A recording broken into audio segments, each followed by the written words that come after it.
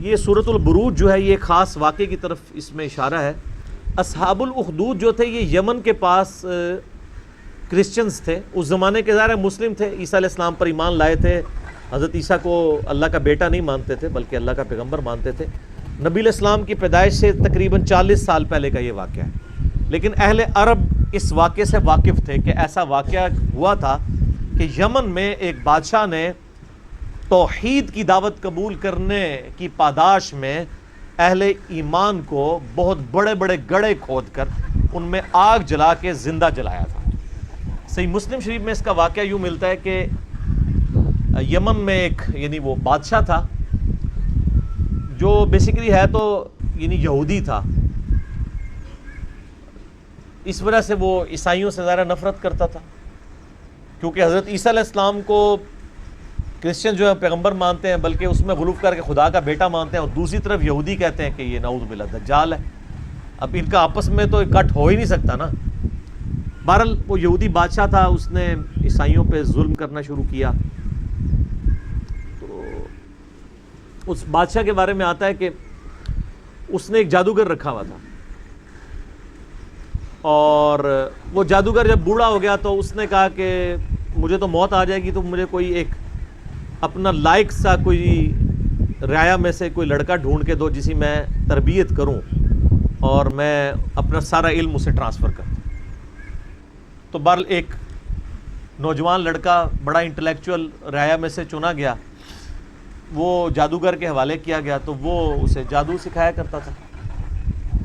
اب وہ جادوگر کے پاس جب جادو سیکھنے جاتا تھا تو راستے میں ایک راہب تھا عیسائی، تو وہ اس کے پاس وہ لڑکا رکا کرتا تھا، اس راہب کی باتیں خدا شناسی کی، توحید کی اسے بھانی شروع ہو گئیں، حتیٰ کہ اس کا دل اللہ نے اسلام کے لیے کھول دیا، یعنی اس نے اسلام، اس زمانے میں کرسچینٹی اسلام ہی تھا، وہ قبول کر لیا۔ اب وہ دیکھیں جادو بھی سیکھتا تھا اور پیرلل میں دین بھی سیکھتا تھا۔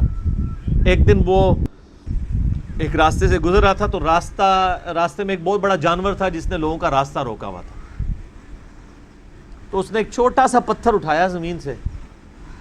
اور اس نے کہا کہ اے اللہ، اگر تیرے نزدیک جادوگر کا مذہب مردود اور اس عیسائی راہب کا مذہب مقبول ہے تو اس چھوٹے سے پتھر سے اس جانور کو ہلاک کر دے۔ ظاہر یہ کرامت ہی ہونی تھی، ایک پتھر سے آپ اتنے بڑے جانور کو، تو اس نے پتھر پھینکا تو وہ مر گیا۔ تو وہ پھر راہب کے پاس آیا تو راہب نے کہا کہ تم تو اب مستجاب الدعوات ہو گئے ہو، تو اب تم پہ اللہ کی طرف سے تکلیفیں بھی شروع ہو جائیں گی، اور جب کوئی ایسی صورتحال بنے تو تم نے میرا نام ظاہر نہیں کرنا، ظاہر ہے پھر مجھے بھی رگڑا لگے گا بیچ میں۔ جان بچانے کے لیے ایمان چھپانا جائز ہے۔ اب وہ صاحب کرامت تو ہو گیا، اب لوگ اس کے پاس آنا شروع ہو گئے، وہ مطلب مادرزاد، کوڑی، اندھے آتے تھے، وہ دعا کرتا تھا، شفا ہو جاتی تھی۔ کرتے کرتے جب بادشاہ تک بات پہنچی، اس نے کہا یہ تو دوسرے مذہب میں چلا گیا الٹا اس کو سکھانے کے لیے، تو اس نے کہا جی اس کو تو ہم نہیں چھوڑیں گے، قتل کروائیں گے۔ اور وہ جب کوئی بندہ اس کے پاس علاج کروانے کے لیے آتا تھا تو وہ پہلے کہتا تھا اللہ کو ایک مانو، حضرت عیسیٰ کو اللہ کا پیغمبر مانو، تو اس طرح پھر اسلام پھیلنا شروع ہو گیا۔ بادشاہ کو فکر لگ گئی تو اس نے کہا کہ بھئی اس کا علاج اب یہ ہے کہ اس کو قتل کروایا جائے، تو اس نے فوجی بھیجے گرفتار کر کے کہ اس کو پہاڑ سے نیچے پھینکا جائے۔ پہاڑ کی چوٹی پہ لے گئے، اس نے وہاں پہ دعا کی، وہ سارے فوجی نیچے گر پڑے، وہ بچ گیا۔ پھر اسے کشتی میں سوار کر کے سمندر کے اندر لے گئے، اس نے دعا کی، کشتی الٹ گئی، وہ بچ گیا، باقی سارے الٹ گئے۔ بادشاہ سر پکڑ کے بیٹھ گیا کہ اس کو اب کیسے قتل کیا جائے، کیونکہ مستجاب الدعوات تھا۔ تو اس نے بادشاہ کو خود مشورہ دیا کہ ایک طریقے سے تم مجھے قتل کر سکتے ہو، تم پڑھو بسم اللہ رب الغلام کہہ کے مجھ پہ تیر چلاؤ تو میں مارا جاؤں گا۔ اور یہ اس نے بہت زبردست چال چلی،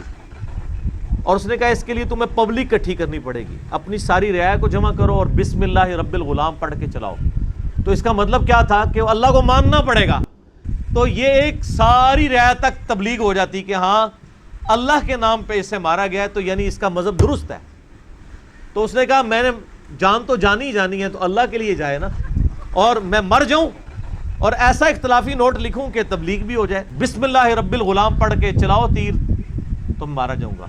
بادشاہ نے یہی کیا، تو جب وہ بسم اللہ رب الغلام پڑھ کے وہ چلائی گئی، اللہ کے نام سے شروع، اور جو اس غلام کا رب ہے، یعنی وہ سب اللہ کے ہی بندے ہیں، غلام ہیں، تو وہ تو مارا گیا، لیکن ساری رعایا نے کلمہ پڑھ لیا، ان کا اس کا مذہب حق ہے، وہ سارے مسلمان ہو گئے۔ وہ ایک کو کیا مارنا تھا، ساری رعایا ہاتھ سے چلی گئی، پھر اس نے بڑے بڑے گڑھے کھدوائے، اس میں آگ جلوائی، اور اہل ایمان کو آفر رکھی کہ یا تو ایمان چھوڑے یا آگ میں جلائے جائیں۔ لوگ ایمان نہیں چھوڑ رہے، زندہ آگ میں جلائے جا رہے ہیں۔ صحیح مسلم کے الفاظ ہیں کہ ایک عورت تھی، اس کا دودھ پیتا بچہ تھا، دودھ پیتا بچہ تو بولتا بھی نہیں ہے، جب اسے آگ میں پھینکنے لگے نا تو اس کے دل میں ایک لمحے کے لیے خیال آیا کہ میں جان اپنے بچے کی وجہ سے نا جان بچانے کے لیے میں دین چھوڑ دوں، تو وہ دودھ پیتا بچہ بول اٹھا کہ ماں تو حق پہ ہے۔ اللہ اکبر، یعنی یہ کرامت تھی۔ تو پھر ان ماں بیٹا کو بھی جلا دیا، وہ تو خیر دنیا میں جلے نا، تو سیدھے جا کے جنت میں لینڈ کیا۔ تو یہ پوری حدیث صحیح مسلم میں اصحاب الاخدود کے بارے میں ہے۔ آپ دیکھیں کہ اصحاب الاخدود کو نبی علیہ السلام کی پیدائش کے وقت شہید ہوئے 40 سال ہو چکے، پھر اس کے بعد بھی 40 سال، یعنی 100 سال بعد قرآن نازل ہو رہا ہے آلموسٹ، اور اللہ اپنے بندوں کو نہیں بھولا، اور اس کے اندر ذکر کیا ان کا، اور اس میں اللہ تعالیٰ بتا رہا ہے پھر ہم ان سے بدلہ لیں گے جنہوں نے اہل ایمان کے ساتھ یہ کچھ کیا۔ دنیا میں ٹھیک ہے کھلی چھٹی ہے، لیکن آخرت میں پکڑے جائیں گے۔